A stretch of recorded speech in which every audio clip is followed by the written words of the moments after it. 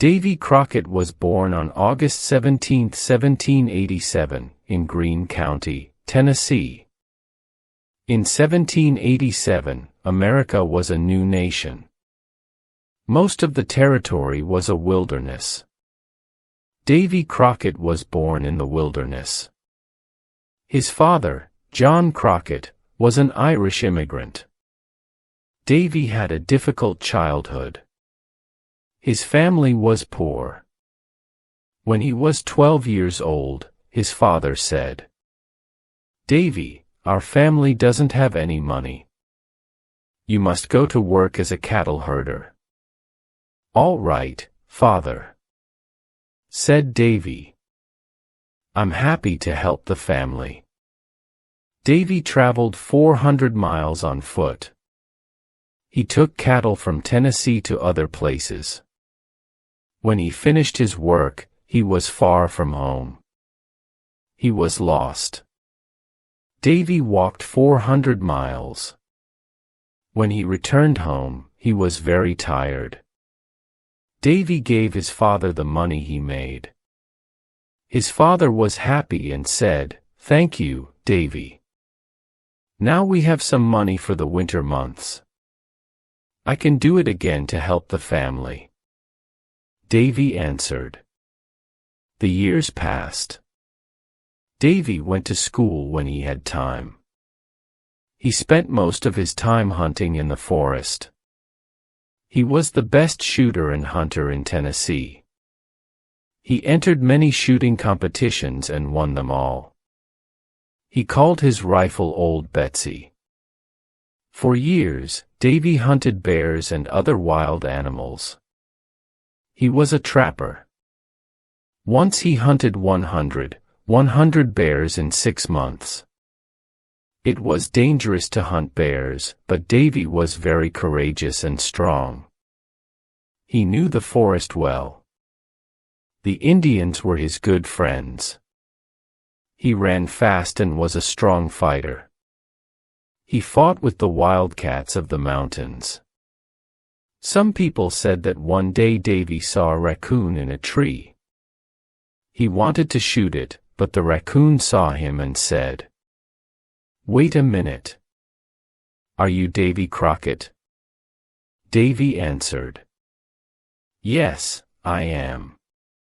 The raccoon answered, "Then don't shoot. I'll come down from the tree." And the raccoon came down from the tree.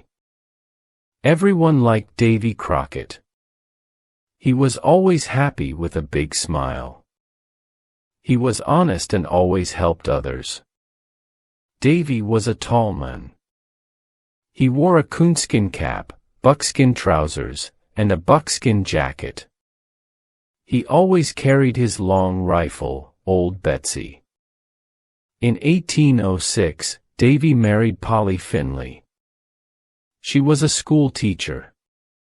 They had 2 sons and a daughter, John Joseph and Judith. After a few years, the Crockett family moved into the Tennessee Hills. The Tennessee Hills were near hostile Indian country. In 1812, the war between the United States and Britain began. The Mohawk and Creek Indians fought with the British against the Americans. The American general, Andrew Jackson, organized a small army. He wanted to fight the Creek Indians and the British. Davy fought with this army. He was a scout because he knew the territory well. His work as a scout was very important. Davy traveled across Tennessee, the Mississippi Territory, Florida, and Louisiana with General Jackson's army. The Battle of New Orleans was a big victory for General Jackson and the Americans. The war ended in 1814. The British lost the war. The Indians lost their territories and went away. New American families settled in the Tennessee Hills. At the end of the war, Davy returned home to his family. Unfortunately, his wife, Polly, died. Life was again difficult for Davy. He worked as a trapper and took care of his 3 children. After some time, Davy met Meg McInnack. Meg's father was an American trapper. Her mother was a Cherokee Indian. Davy fell in love and married her. They had twins. Davy named the twins George and Washington in honor of America's first president. There were now 5 children in the Crockett family. Davy and his big family wanted to live in Lawrenceburg, Tennessee. Davy bought a covered wagon. He and his family put all of their things inside the wagon. Chairs, tables, beds, clothing, and many other things. 4 strong horses pulled the big wagon. Davy and his wife sat in the front. The 5 children were inside the wagon. After traveling in the forests and mountains, they arrived in Lawrenceburg. This was their new home. Davy opened a mill. He was a hard worker. His neighbors liked him. Everybody in Lawrenceburg liked him. He became a representative of the town government, who was very popular. People liked listening to his stories about hunting bears and about the War of 1812. They admired his honesty and courage. Davy was different from other politicians. His speeches were never boring. His message was clear. He spoke to the people in the simple language. He dressed like them too. He always wore his cool-skinned cap and his buckskin trousers and jacket. One day, at an important meeting, he didn't know what to say. So he looked at the people and said, "Today, I am like a man trying to drink water from an empty barrel. I'll tell you a funny story, and then we can go home." Davy soon became a representative of the government of Tennessee. Now he was in politics. He helped his people in many ways. At first, many politicians laughed at Davy because he never wore a suit. After some time, these politicians admired and respected him. Davy was an honest man. Everyone believed what he said. His buckskin jacket had 2 big pockets. In his right pocket, Davy had a bottle of whiskey. When he met his friends, he gave them some whiskey. In those days, it was common to give some whiskey to friends. Davy often went to Nashville, the capital of Tennessee. In Nashville, he worked for the Tennessee government. One day, while Davy was working for the Tennessee government, a big flood destroyed his mill. This was terrible. He was very unhappy because he'd lost a lot of money. When he returned to Lawrenceburg, he started a new type of work. This time, he made barrels. He sold these barrels in New Orleans, Louisiana. New Orleans was about 400 miles away. To go to New Orleans, he traveled on the Mississippi River. He had a big boat to carry the barrels. It was difficult to travel on the Mississippi River. There were many dangers. One day, his boat had a bad accident. He began to sink. Davy almost drowned. He'd lost his boat and his barrels, but he didn't lose his life. In 1827, there was a big election in Tennessee. Davy Crockett became a United States congressman. This was a great honor for him. In the United States Congress, he represented the people of Tennessee. He traveled to Washington, D.C., the capital of the United States. Davy was very happy to be a congressman. He wanted to help his people. There were a congressman who wanted to take land away from the Fox Indians of Tennessee. Davy protected these Indians. He fought against dishonest congressmen. The Fox Indians cannot live without their land. Davy shouted, I must defend all the American people of Tennessee. The whites and the Indians. After months of hard work, Davy was not able to help the Fox Indians. The U.S. Congress made a law that took away land from the Indians. Davy was very angry. He hated injustice. In 1835, he left the U.S. Congress. In 1835, the Crockett family left Tennessee. They put all the things in a big covered wagon, and they traveled for many days. They finally arrived in Texas. At that time, Texas belonged to Mexico. At first, the Mexican government was happy with the American settlers. They cultivated the land. Many settlers went to Texas because land was very cheap. With a little money, a settler bought a lot of land. More and more Americans went to Texas. There were about 20,000 American settlers in eastern Texas. There were only 5,000 Mexicans. The Mexican government did not like this. There were too many Americans. Mexico decided to close its borders. The American settlers were very angry. In 1834, the Mexican General Santa Anna became the dictator of Mexico. He was a cruel man. He sent his soldiers to the Mexican border. He did not want the American settlers to enter Mexico. By 1834, there were more than 30,000 Americans living in Texas. They wanted Texas to be an independent American state. They did not want to live under a cruel Mexican dictator. Davy and his family now lived in Texas. They were happy in their new home. They wanted the independence of Texas too. One day, Davy heard that the Mexicans wanted to attack Fort Alamo. The Alamo was a Spanish church and fort near San Antonio in western Texas. There were Texans and American soldiers at Fort Alamo. There were also women and children at the fort. War was in the air. Davy knew he must fight for the independence of Texas. Davy asked other American settlers to go to the Alamo with him. Few men wanted to fight, but this did not stop Davy. He and 15 men decided to go to the Alamo. They were ready to fight the Mexicans. There were 112 men at the Alamo. Colonel William Travis of the U.S. Army was the commander. William Travis was a young colonel. He was only 27 years old. He was a lawyer. He entered the U.S. Army to fight for the independence of Texas.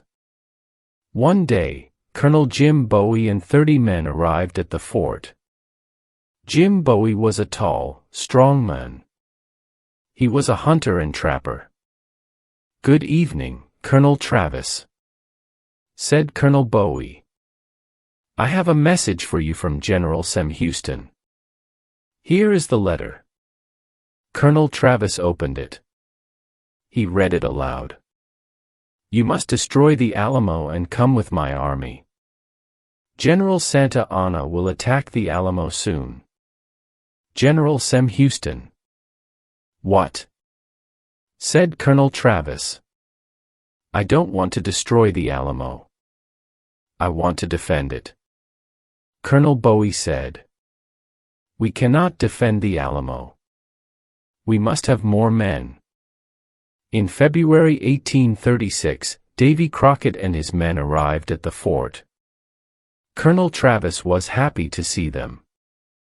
He asked Davy and his men to defend the Alamo. "We don't have many men," said Colonel Travis.